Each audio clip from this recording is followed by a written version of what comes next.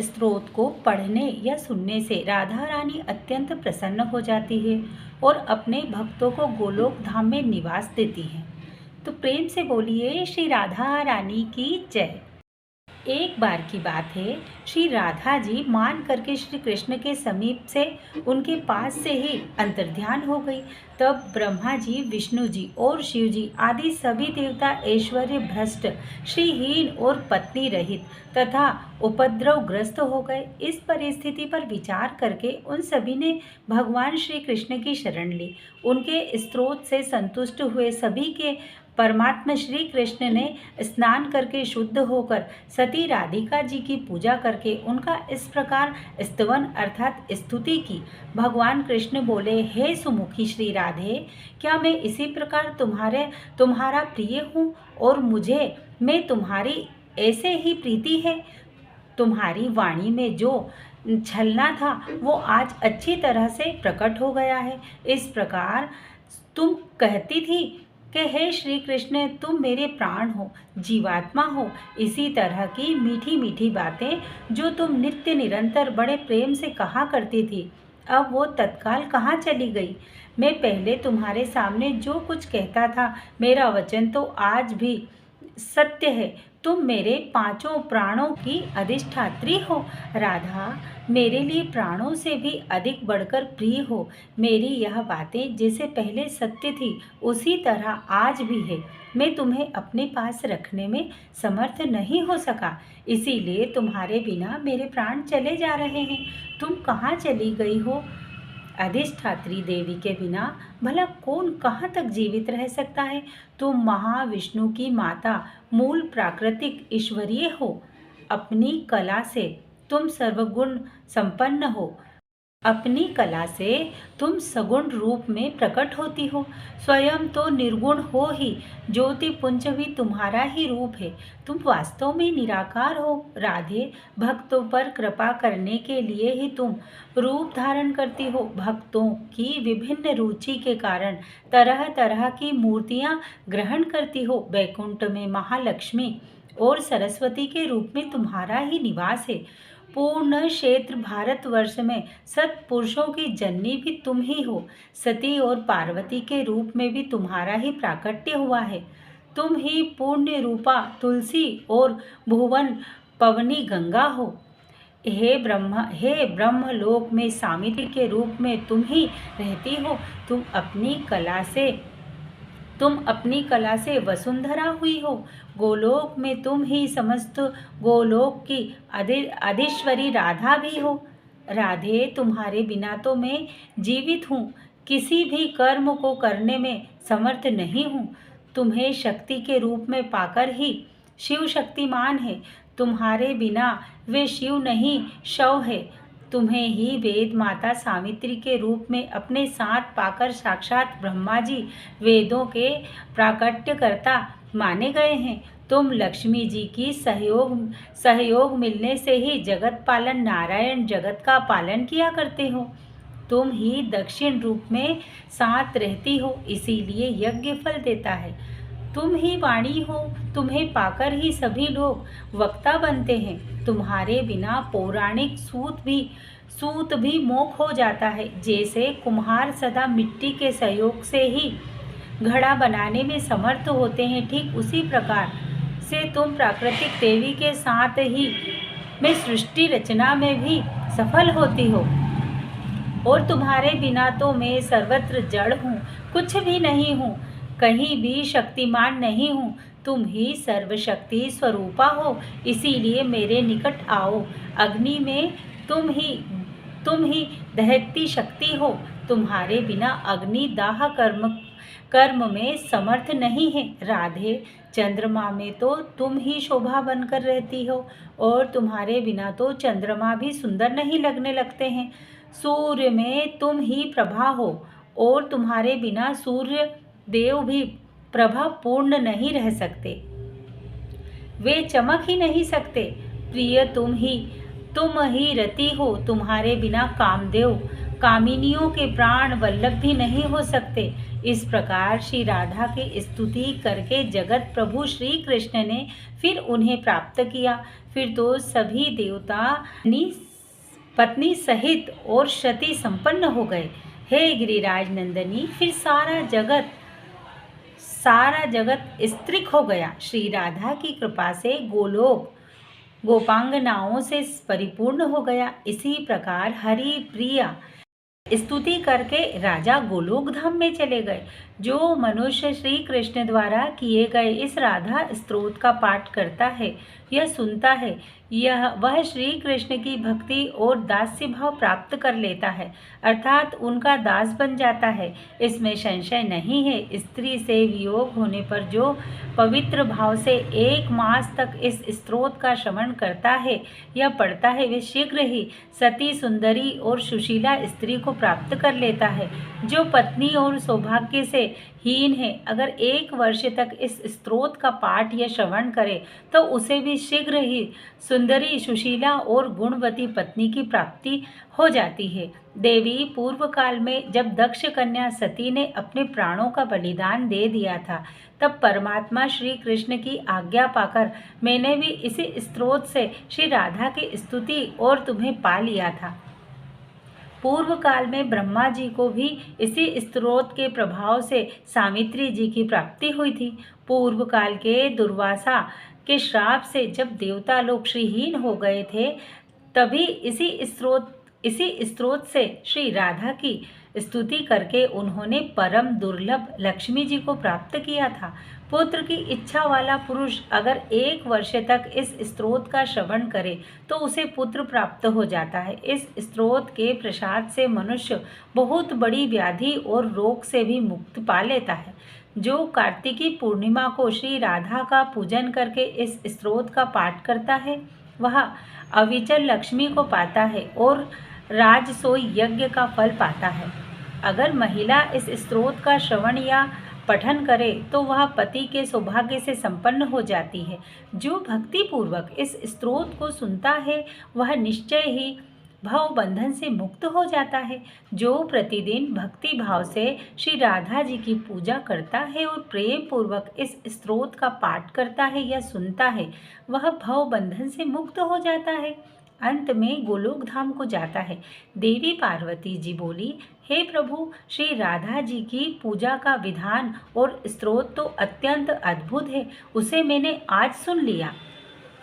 अब कृपा करके राधा कवच का भी वर्णन कीजिए। आपकी कृपा से उसे भी सुनना चाहती हूँ मैं। तब श्री महेश्वर कहने लगे, दुर्गे सुनो, परम अद्भुत राधा कवच का वर्णन कहता हूँ। पूर्व काल में साक्षात परमात्मा श्री कृष्ण ने गोलोक में इस अति गोपनीय परम तत्व रूप में सर्व मंत्र समूहमय कवच का मुझसे वर्णन किया था। यह वही कवच है जिसे धारण करके पाठ करने से ब्रह्मा जी ने वेद माता सावित्री की पत्नी रूप में प्राप्ति की थी। हे सुरेश्वरी, आप सर्वलोक जननी है। मुझे आपका स्वामी होने का जो सौभाग्य प्राप्त हुआ है, वह इस कवच को धारण करने से ही हुआ है। इसी को धारण करके भगवान नारायण ने महालक्ष्मी जी की प्राप्ति की है। इसी को धारण करके प्राकृतिक के पार्वती निर्गुण परमात्मा श्री कृष्ण पूर्व काल में सृष्टि रचना करने की शक्ति से संपन्न हुए थे। जगत में पालनहार श्री विष्णु ने परमात्मा श्री कृष्ण पूर्व काल से सृष्टि रचना करने की शक्ति से संपन्न हुए थे। जगत के पालनहार श्री विष्णु ने इसी कवच को धारण करके सिंधु कन्या को प्राप्त किया था और इसी कवच के प्रभाव से शेषनाग समस्त ब्रह्मांड को अपने मस्तक पर सरसों के दाने की तरह धारण करते हैं। इसी का सहारा लेकर महाविराट प्रत्येक रोमकूप में असंख्य ब्रह्मांडों को धारण करते हैं और सबके आधार को साक्षी इस कवच को धारण करके और पढ़ने से सभी धर्म के साक्षी और कुबेर धनाढ्य हुए हैं। इसके पाठ और धारण का ही यह प्रभाव है कि देवराज इंद्र देवताओं के स्वामी और मनु नरेश के भी सम्राट हुए हैं। इसके पाठ और धारण से ही श्रीमान चंद्रदेव राज सुयज्ञ करने में सफल हुए और सूर्यदेव तीनों लोकों के ईश्वर पद पर प्रतिष्ठित हो सके हैं। इसका मन के द्वारा धारण और वाणी द्वारा पाठ करने से या कानों द्वारा सुनने से अग्नि देव जगत को पवित्र करते हैं और पवन देव मंद गति से प्रवाहित होकर तीनों भुवनों को पावन बनाते हैं। इसी कवच को ही धारण करने का यह प्रभाव है कि मृत्यु देव समस्त प्राणियों में स्वच्छंद गति से विचरते हैं। इसको साक्षी इस कवच को धारण करके और पढ़ने से सभी धर्म के साक्षी और कुबेर धनाढ्य हुए हैं। इसके पाठ और धारण का ही यह प्रभाव है कि देवराज इंद्र देवताओं के स्वामी और मनु नरेश के भी सम्राट हुए हैं। इसके पाठ और धारण से ही श्रीमान चंद्रदेव राज सुयज्ञ करने में सफल हुए और सूर्यदेव तीनों लोकों के ईश्वर पद पर प्रतिष्ठित हो सके हैं। इसका मन के द्वारा धारण और वाणी द्वारा पाठ करने से या कानों द्वारा सुनने से अग्नि देव जगत को पवित्र करते हैं और पवन देव मंद गति से प्रवाहित होकर तीनों भुवनों को पावन बनाते हैं। इसी कवच को ही धारण करने का यह प्रभाव है कि मृत्यु देव समस्त प्राणियों में स्वच्छंद गति से विचरते हैं। इसको साक्षी इस कवच को धारण करके और पढ़ने से सभी धर्म के साक्षी और कुबेर धनाढ्य हुए हैं। इसके पाठ और धारण का ही यह प्रभाव है कि देवराज इंद्र देवताओं के स्वामी और मनु नरेश के भी सम्राट हुए हैं। इसके पाठ और धारण से ही श्रीमान चंद्रदेव राज सुयज्ञ करने में सफल हुए और सूर्यदेव तीनों लोकों के ईश्वर पद पर प्रतिष्ठित हो सके हैं। इसका मन के द्वारा धारण और वाणी द्वारा पाठ करने से या कानों द्वारा सुनने से अग्नि देव जगत को पवित्र करते हैं और पवन देव मंद गति से प्रवाहित होकर तीनों भुवनों को पावन बनाते हैं। इसी कवच को ही धारण करने का यह प्रभाव है कि मृत्यु देव समस्त प्राणियों में स्वच्छंद गति से विचरते हैं। परशुराम जी ने 21 बार पृथ्वी को क्षत्रियों से सूनी कर दिया और कुभज ऋषि ने समुद्र को पी डाला था। इसे धारण करके ही भगवान सनत कुमार ज्ञानियों के गुरु हुए हैं और नर नारायण ऋषि जीवन मुक्त और सिद्ध हो गए हैं। इसी के धारण और पठन से ब्रह्मपुत्र वशिष्ठ सिद्ध हुए हैं। कपिल सिद्धों के स्वामी हुए हैं। इसी के प्रभाव से प्रजापति दक्ष और भृंगु मुझसे निर्भय होकर द्वेष करते हैं। कुर्म शेष को भी धारण करते हैं। वासुदेव सभी के आधार हुए हैं और वरुण सभी को पवित्र करने वाले हो सके हैं। शिव इसी के प्रभाव से ईशान दिग्पाल और यम शासक हुए हैं। इस कवच का आश्रय लेकर ही वसुंधरा सबकी आधार भूमि और संपूर्ण शस्यों से संपन्न हुई है। इसको धारण करने से मनसा देवी विश्व पूजित सिद्ध हुई हैं और देव माता अदिति ने भगवान विष्णु को पुत्र रूप में प्राप्त किया है। इसी को धारण करके तुलसी जी पवित्र और गंगा भवन पावनी हुई। लोका मुद्रा और अरुंधति ने इस कवच को धारण करके ही पतिव्रताओं में सबसे ऊंचे स्थान को प्राप्त किया है। सती देवभूति ने भी इसी के प्रभाव से कपिल जैसा पुत्र प्राप्त किया। शत्रुपा ने जो प्रियव्रत और उत्तानपाद जैसे पुत्र प्राप्त किए हैं और तुम्हारी माता मेना ने भी जो तुम जैसी देवी गिरजा को पुत्री के रूप में पाया है, वह इस कवच के ही महात्म्य से संभव हुआ है। समस्त सिद्ध गणों ने राधा कवच के प्रभाव से संपूर्ण ऐश्वर्य प्राप्त किए हैं। इस जगत मंडल राधा कवच के प्रजापति ऋषि हैं, गायत्री छंद है, स्वयं राजेश्वरी देवता है और श्री कृष्ण भक्ति प्राप्ति के लिए इसका विनियोग बताया गया है। जो अपना शिष्य और श्री कृष्ण भक्त ब्राह्मण हो उसी के सामने इस कवच को सुनना या पढ़ना चाहिए। जो शठ और दूसरे का शिष्य हो, जो श्री कृष्ण को ना मानता हो, उसको इसका उपदेश देने से मृत्यु की प्राप्ति होती है। हे प्रिय राज्य दे दो, उनका मस्तक कटा दें, परंतु अनाधिकारी को यह कवच कभी न दें। मैंने गोलोक में देखा था कि साक्षात परमात्मा श्री कृष्ण ने भक्ति भाव से अपने कंठ में इसको धारण किया हुआ था।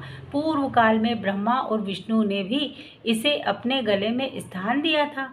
ओम राधाय स्वाहा यह मंत्र कल्प वृक्ष के समान मनोवांछित फल देने वाला है और श्री कृष्ण ने भी स्वयं इसकी उपासना की है। यदि भगवान कृष्ण का आशीर्वाद प्राप्त करना हो, राधा रानी को प्रसन्न करना हो, तो इसी मंत्र का सच्चे मन से जाप करना चाहिए।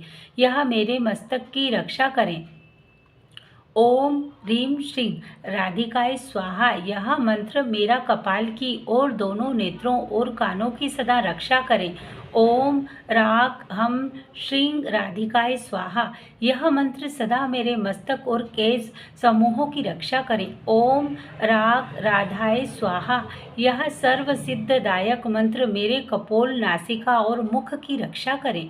ओम कंग श्री कृष्ण प्रिया नमः यह मंत्र मेरे कंठ की रक्षा करें। ओम राग राजेश्वराय नमः यह मंत्र मेरे कंधों की रक्षा करें। ओम रांग राज विलासिन्या स्वाहा यह मंत्र मेरे पुष्टभाग की सदा रक्षा विलासिन्य स्वाहा यह मंत्र पक्ष स्थल की सदा रक्षा करे। ओम तुलसी वन वासिन्य स्वाहा यह मंत्र निसंतान की रक्षा करे। ओम कृष्ण प्राणधिकाय स्वाहा यह मंत्र दोनों चरणों और संपूर्ण अंगों की सदा सब ओर से रक्षा करे। राधा पूर्व दिशा में मेरी रक्षा करें। कृष्ण प्रिया अग्निकोण में मेरा पालन करें। राधेश्वरी दक्षिण दिशा में मेरी रक्षा का भार संभाले। गोपेश्वरी नैरण्य कोण में मेरा संरक्षण करें। गोपेश्वरी नृत्य कोण में मेरा संरक्षण करें। निर्गुण पश्चिम और कृष्ण पूजिता कोण में मेरा पालन करें। मूल प्राकृतिक ईश्वरी उत्तर दिशा में निरंतर मेरा संरक्षण में लगी रहे। सर्व पूजिता सर्वेश्वरी सदा ईशान कोण में मेरी रक्षा करें। महाविष्णु जननी जल स्थल आकाश स्वप्न और जागरण में सदा सब ओर से मेरी रक्षा करें। हे दुर्गे यह परम उत्तम श्री जगत मंगल कवच मैंने तुमसे कहा। यह गढ़ से भी परम गढ़तर तत्व है और इसका उपदेश हर किसी को नहीं देना चाहिए। मैंने तो तुम्हारे स्नेह बस इसका वर्णन किया है। किसी भी अनाधिकारी के सामने इसका प्रवचन नहीं देना चाहिए।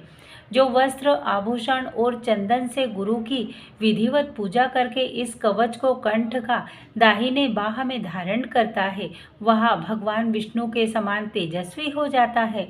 100 लाख जाप करने पर यह कवच सिद्ध हो जाता है। अगर किसी को यह कवच सिद्ध हो जाए तो वह आग से नहीं जलता।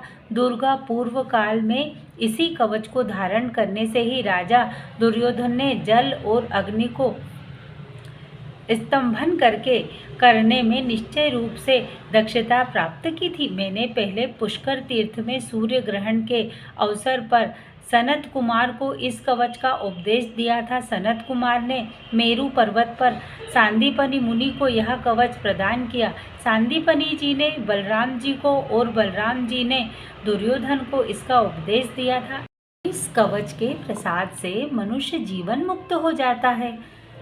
जो राधा मंत्र का उपासक होकर प्रतिदिन इस कवच को भक्तिभाव से पाठ करता है, वह विष्णु तुल्य तेजस्वी होता है और राजसूर यज्ञ का फल प्राप्त कर लेता है। संपूर्ण तीर्थों में स्नान, सभी प्रकार का दान, संपूर्ण व्रतों में उपवास, पृथ्वी की परिक्रमा, समस्त यज्ञों की दीक्षा का ग्रहण, सदा सत्य की रक्षा, नित्य प्रति श्री कृष्ण की सेवा, श्री कृष्ण नैवेद्य का भक्षण और चारों वेदों का पाठ करने पर मनुष्य जिस फल को प्राप्त करता है उसे निश्चय ही यह एकमात्र इस कवच का पाठ करने से प्राप्त कर लेता है। राजद्वार पर, शमशान भूमि में, सिंहों और व्याघ्र से भरे हुए वन में, दावानल में, विशेष संकट के अवसर पर, डाकुओं और चारों ओर से भय प्राप्त होने पर, जेल जाने पर, विपत्ति में पड़ जाने पर, भयंकर और अटूट बंधन से बंधने पर और रोगों से ग्रसित होने पर अगर मनुष्य श्रद्धापूर्वक इस कवच को धारण कर ले तो वह निश्चय ही समस्त दुखों से दूर हो जाता है। हे दुर्गे, हे महेश्वरी, यह तुम्हारा ही कवच मैंने तुमसे कहा। तुम ही संपूर्ण माया हो और छल से मुझसे इसी विषय में पूछ रही हो। श्री नारायण जी कहते हैं, नारद, इस प्रकार राधिका जी की कथा कहकर बारंबार माधव का स्मरण करके भगवान शंकर के संपूर्ण अंगों में रोमांच छू आया। प्रेम से उनके नेत्रों में अश्रुओं की धारा बहने लगी। श्री कृष्ण के समान तो कोई देवता है नहीं, गंगा जैसी दूसरी नदी नहीं है, पुष्कर के समान कोई तीर्थ नहीं है और ब्राह्मण से बढ़कर कोई वर्ण नहीं है। हे नारद, जैसे परमाणुओं से बढ़कर सूक्ष्म, महाविष्णु से बढ़कर महान और आकाश से अधिक विस्तृत दूसरी कोई वस्तु नहीं है, ठीक उसी प्रकार वैष्णव से बढ़कर ज्ञानी और भगवान शंकर से बढ़कर कोई योगेंद्र नहीं है। देवऋषि उनके ही काम, क्रोध, लोभ और मोह पर विजय प्राप्त की है। भगवान शिव सोते जागते हर समय श्री कृष्ण के ध्यान में लीन रहते हैं। जैसे कृष्ण है वैसे शिव हैं। श्री कृष्ण और शिव में भी कोई भेद नहीं है। वत्स, जैसे वैष्णव में शंभु और देवताओं में माधव श्रेष्ठ हैं, उसी प्रकार कवच में यह जगत मंगल राधा कवच सर्वश्रेष्ठ है। शिव की सिंगलावच और वह कारक अर्थात दाता है। शिव का सिंगल वाचक है और वह कारका अर्थात दाता है। जो मंगलदाता है वही शिव कहा गया है। जो विश्व के मनुष्य को सदा शंकर अर्थात कल्याण करते हैं वे ही शंकर है। कल्याण का तात्पर्य यहाँ मोक्ष से है। ब्रह्मादि देवता और वेदवाती मुनि यह महान कहे गए हैं। उन महान पुरुषों के जो देवता है उन्हें महादेव कहते हैं। संपूर्ण विश्व में पूजित मूल प्राकृतिक ईश्वरीय को महती देवी कहा गया है। उस महादेवी के द्वारा पूजित देवता का नाम महादेव है। विश्व में स्थित जितने महान हैं उन सबके वे ईश्वर हैं। इसीलिए मनीषी पुरुष, विद्वान पुरुष उन्हें महेश्वर कहते हैं। हे नारद, तुम धन्य हो जिसके गुरु श्री कृष्ण भक्ति प्रदान करने वाले साक्षात महेश्वर हैं। फिर तुम मुझसे क्यों पूछ रहे हो?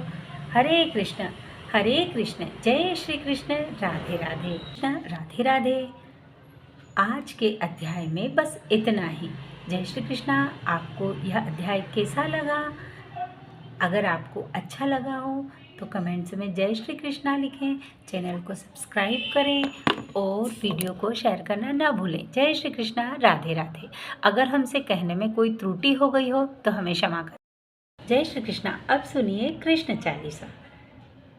बंशी शोभित कर मधुर नील जलद तन श्याम अरुण अधर, जनु बिन फल नयन कमल अभिराम, पूर्ण इंद्र अरविंद मुख पीतांबर सुख साज, जय मन मोहन मदन छवि कृष्ण चंद्र महाराज, जय यदुनंदन जय जगवंदन, जय यशोदा देवकी नंदन, जय यशोदा सुत नंद दुलारे, जय प्रभु भक्तन के हट तारे, जय नट नागर नागन थैया, कृष्ण कन्हैया धेनु चरैया, पुनि नख पर गिर प्रभु गिरवर धारो, आओ दीनन कष्ट निवारो, बंसी अधर सुधाधर तेरी, होवे पूर्ण विनय हमेरी, आओ हरि पुनि माखन चाखो, आज लाज भारत की राखो, गोप कपोक चिबुक अरुणारे, मृद मुस्कान मोहिनी डारो, राजित नयन विशाला,